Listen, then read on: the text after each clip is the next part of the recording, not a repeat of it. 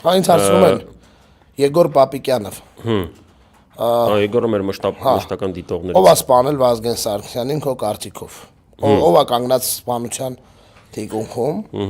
Ով ասում է, որ իմ կարծիքով, իր կարծիքով թուրքական հատուկ ծառայություններն են։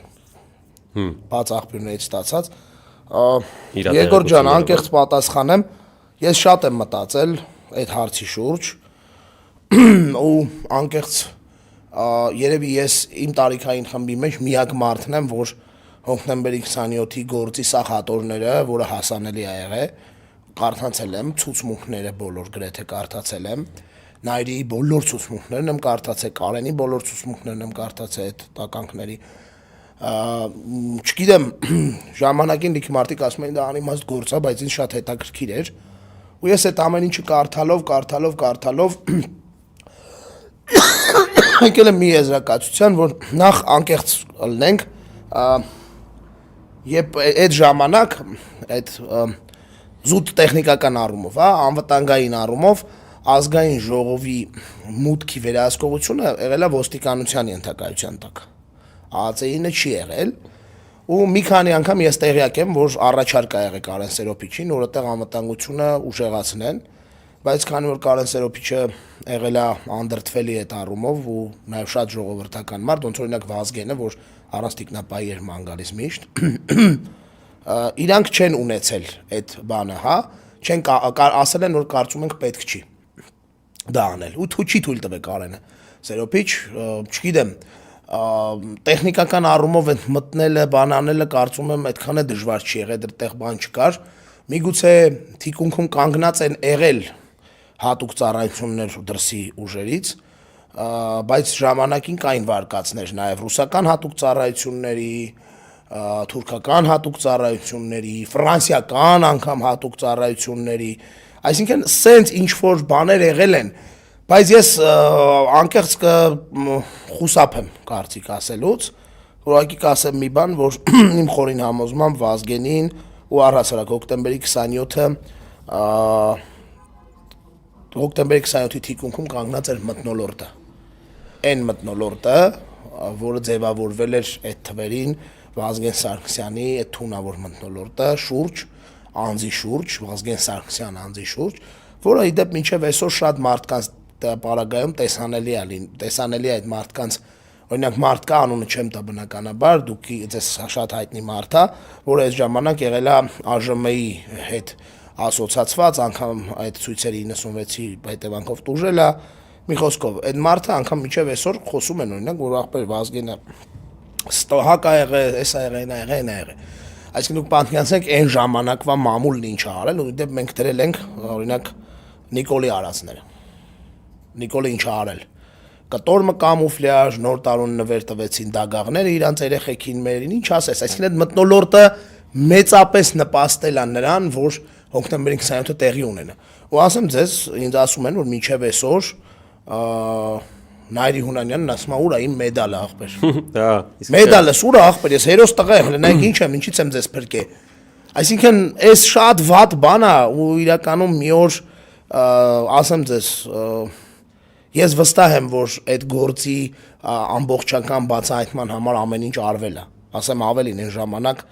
Արամ Զավենի Սարգսյանի մտերմագույն շրջապատն է վերցրել գործը, սկսած Ջհանգիրյան Գագոյից, որը սկսել է զինվորական դատախազ որպես գործը, վերջացած մնացած տեղերում։ Այսինքն հիմա էլ սրանք են եկել էին մեծ խոսում էին էշեշ ու անպատասխանատու, բայց ըստ էության տակը բան չկա, որ այսօր կարելի է վերցնել ու գնալ հասնել այդ մարդկանց վրա։ Իրականում գիտեք մարդիկ ովքեր իրանց հասունացում ընկել արդեն հետ Վազգենյան շրջանում, լավ չեմ պատկերացնում, թե Վազգենի կյանքի օրոք տեղեկատվական դաշտը իր շուրջ ու առհասարակ իրան վերաբերվող ուրեմն տեսակետները մարդկանց ինչպիսին են եղել ու հիմա ինչպիսին են, այդ որ ասում են գնա մեռրեարի սիրեմ, Վազգենը դրա լավ օրինակներից մեկն է, էլի անշուշտ, որտեվ մեր մոտ արդեն ինձից սկսած, հա, ես էլ արդեն տենց մեծ ինչ արդեն ես լսել եմ եղել Վազգեն սպարապետը,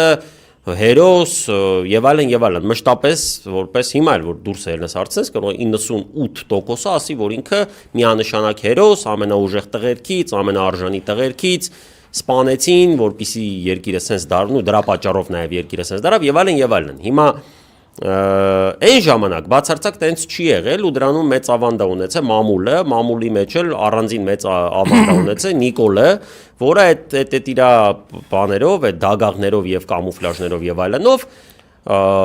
ստեղծել էր այդ տեղեկատվական մթնոլորտը։ Ու արդյունքում այս մարդը, այդ հունանը, միջև հիմա ասում են հունանա։ Ես կարող եմ մահան։ Նայիրի Հունանյանը, դեգեներատների անունները հիմա որ խառնեմ ոչինչ։ Լավ, դրանց պետք չի հիշել։ Նայիրի Հունանյանը միջև հիմա ասած ինքը վստահ է եղել, որ ինքը հերոսություն է անում ու սպասում է ախպեր, ասում է երբ փոքր վերջին բանալելու մեդալս բերել։ Ու այս սրանց ցինիզմը նոր նամը մելի արա դրա նորը ախպերը դրա, նո ախպերել չի, ասում ինքը ուրիշ բան ասում, այդ մի խոսքով են, որը որ իրականում ախպերել չի, ազգականը դրա, դաժե ազգական էլ չի, եսի միջա։ Մի խոսքով է Արամ անունով մեկը,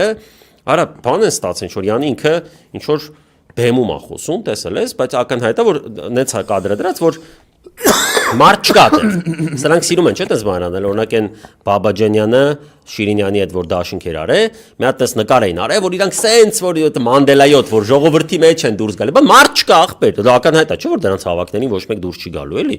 Ու ինքը տես խոսում է, իբր ինքը մեծ ամբիոնից է ինչ որ խոսում ու պատմում է, թե իր աղբոր արածները իրականում իր անկալման մեջ ոնց պիտի պահվեին ու ոնց չպահվեցին ու ցինիզմը այնքանի է հասնում, որ էդի խոսում է նաև ուրեմն այդ հոկտեմբերի 27-ի ուրեմն քննչական գործողությունների մասին, երբ որ հատուկ այդ նպատակով բոլոր լծակները տվել էին Իրան։ Իրապես դեգեներատին էլ ժամանակավորապես դրել էին վարչապետ, այսպես պատկերացնում։ Արա հետ ժամանակավորապես չէր, գիտես, չէ՞։ Դառավ վարդը ժամանակավորապես, որտեվ ակնհայտ էր։ Ես ասենք ես պատկերացնում եմ ողջամիտ մարդը, որը գնում է այդ որոշման, որ օրինակ պատկերացու ես ու դու նստում ենք, ասում ենք ընկեր, լավ, վիճակն էնց, հա, որ այս դեգեներատին պետք է տանք վարչապետի պաշտոն, որ լծակներ իր մոտ լինի, որ վաղը մյուս օրը մեզ օրինակ չասեն կամ որևէ մեկին չասեն, որ կոծկվել է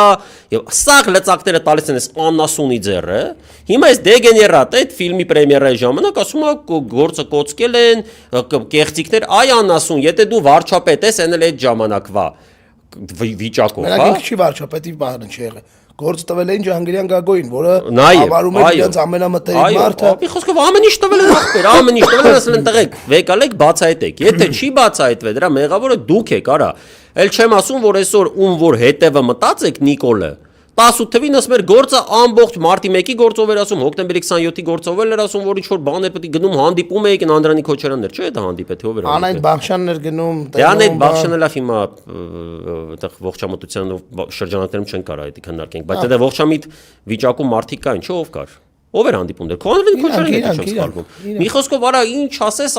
դուք հիմա խոսում եք նրա մասին, որ բանը գործը կոծկվել է, ինչ որ միֆեր եք բերում, ցինիզմ էլի արա, սրանց պես ցինիկ